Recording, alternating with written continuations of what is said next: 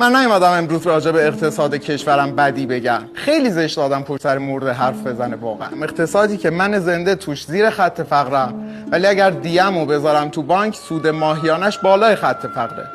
یعنی مرده من از زنده من خوشبخت‌تره. من مستاجرم و دارم اجاره میدم مبلغی رو که وقتی من محصل بودم بابام باهاش خونه خرید. من ماهی خونه دارم اجاره میدم. عید هر یک دونه پسته 5000 تومنه و هر کیلوگرم گوشت گوسفندی 1 کیلوگرم اسکناس 1000 تومنیه. البته نگران نباشید، یخزده وارداتیش هست که میشه صف وایساد و به شکل قسطی خریداری کرد. ماشین نیست، گوشته که باید صف وایسیم و قسطی خریداریش کنیم. همه جای شهر رو که نگاه کنید مستقیما تبلیغ تن فروشیه. ولی نگران نکنید خودتون. راجع به اون چیزی که شما فکر می‌کنید حرف نمیزنن. راجع به فروش قرنیه حرف میزنن، کلیه حرف میزنن، کبد، مغز و استخون. حقیقت شما دارید بحث میکنید که میتونن اقتصاد رو درست کنن یا نمیتونن.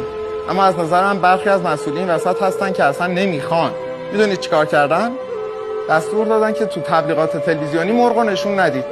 مردم میبینن دلشون میخواد. به این اعتقاد دارن که نگهداری از آدم گرسنه راحت تره. بعد ما این همه سختی رو داریم تحمل میکنیم، این همه مشکل داریم. برای چی؟ چون ما وابسته نیستیم.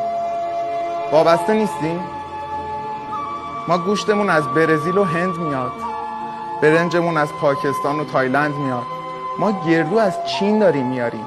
ما یه موقعی گرونترین اینا رو صادر میکردیم، الان ارزونترین و بیکیفیت ترینشون رو داریم وارد میکنیم. پس این خود تحقیری نیست. ما ملت محقری نیستیم که حقیر زندگی کنیم.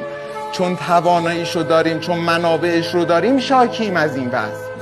از مردم جمع بشیم، یک مجمعی تشکیل بدیم به اسم مجمع تشخیص مصلحت مردم.